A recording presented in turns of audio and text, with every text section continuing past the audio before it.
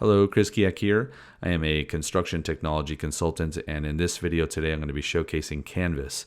Now, this software application can run on your iPad Pro or your iPhone, and specifically, they have two versions of their apps. The one that you really want to be testing and using is basically their app that works with a LiDAR enabled device. And that's why iPad Pro or newer versions of iPhones, which have LiDAR built into them, is really worthwhile doing. The reason why LiDAR is important is because it can actually scan like a lot better and get better results than just regular cameras and lenses. And so what we're going to showcase here is, I've actually done a couple scans. This first scan I actually tried it without a LiDAR based iPhone, and I didn't really quite get the results that I wanted, but you can actually see the price here. So the way this works is you can do these scans in your house for free, and you can even get the colorized version, and then you can actually load up the scan and you can send it to other people to view. But if you want the building information model, like a Revit model or a SketchUp file or even an IFC file, which is great for me in a structural workflow because that's what I'm used to working with. But essentially, you can come in here and you can, once you create your scans, you can actually load those up. And so this is pretty cool. You can just come in here and navigate. Basically, you can zoom into different locations. You can pan using the right mouse button. You can rotate using the left mouse button. You can even actually come up in here and you can do measurements. So you can actually enable the measurement and go from wall to wall or certain features and locations if you want to. You can also come in here and easily switch to plan view. Now you can see here that my scan was a little bit distorted. So this is something that I'm starting to, just kind of work on. This is like about the second scan that I did using the LiDAR. And I'm just trying to get a feel. They have really great instructions, by the way. When you actually do your first scan, there's a really good video right inside the application. It tells you what you need to do to get the best performance.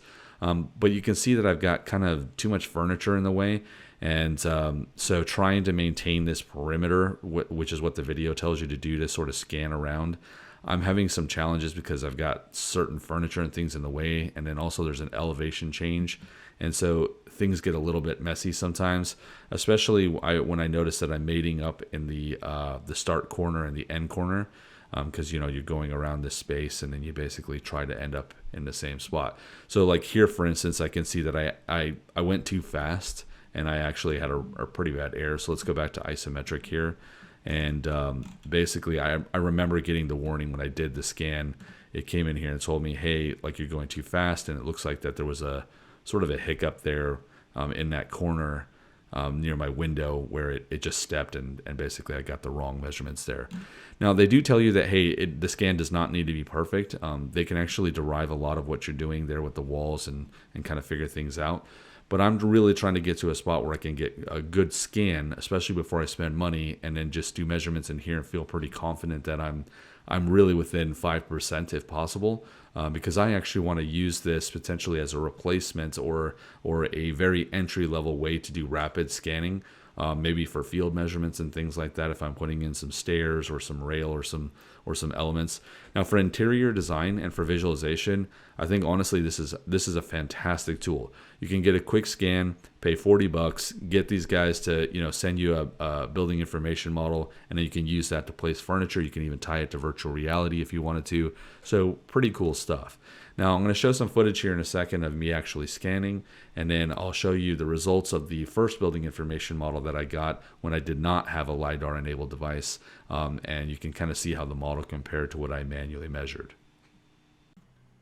All right, so here's some raw footage of me actually using my iPad Pro, and you are told to basically in the tutorial start at a corner, and then you will do this painting the fence method where you go up and down. And then as you move side by side across the perimeter of the room or the building, you're basically going from floor to ceiling and trying to get the intersection of the ceiling so that way you can capture the entire room. And then they've got nice edges to actually make the building information model from. And so the support was really good. When you do the scan, you can actually submit the scan for them to kind of review and make sure that it's got a good enough scan in order to create the model from before you actually pay for anything.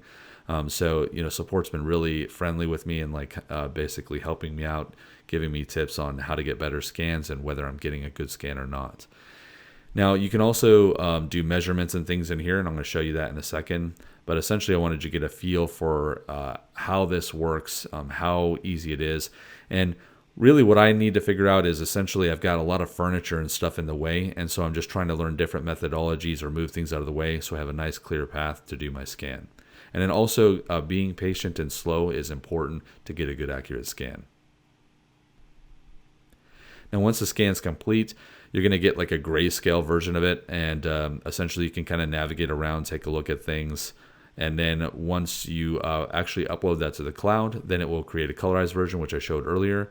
But then I can also measure the square footage as well as individual dimensions across walls, etc. Now to finish up, I just want to show you the resultant process here if you do decide to purchase the building information model. Again, you can get Revit files, IFC files. There's a variety of different formats that you can work with. Now I came in here into Tekla Structures and I just went over to the right hand panel where there's basically the ability to add a reference model, and then I'm referencing that in. Now what I did here when I get in plan view and I align the models, I actually selected this lower left hand corner because that is where I had the original point of my scan. I was actually standing right about here.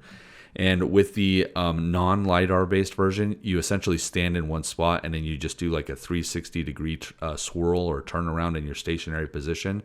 So it's a little bit different than what I was just showing you with the LiDAR scan, where I actually travel around the perimeter of the room.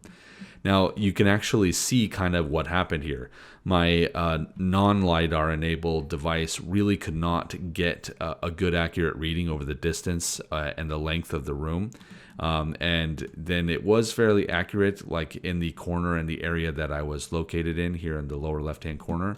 But let me just switch this into 3D. So this is the model that I was given, that was sent, so the scan to BIM model. And then the lighter gray model represents essentially my manual field measurements using a tape.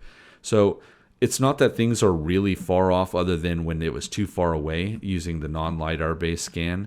But then here, you know, the windows were pretty good. They add like a nice level of detail for some of the exterior features as well, which just gives it a little bit of a good feel, especially when there's you know, light sockets and things like that. They do not do you know, furniture or anything like that. Really, this is meant to be about the building information model, so like your walls and your space, and not necessarily the interior furniture.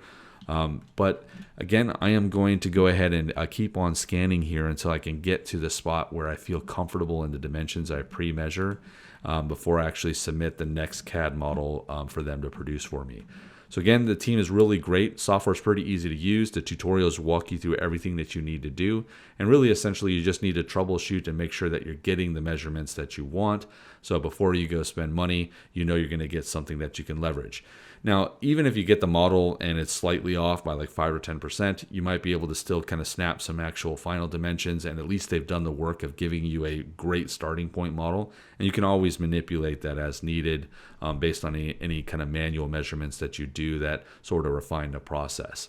But I wanted to give a shout out that this is a great entry-level product, especially for home, you know, owners or interior design. You can get a really great starting point here. You can even tie it to virtual reality or bring it in for design and for visualization. And it's just a great way to start in scanning without having to spend like tens of thousands of dollars. If you found this content useful, please subscribe to our channel and press the alerts button to be notified when we upload new content.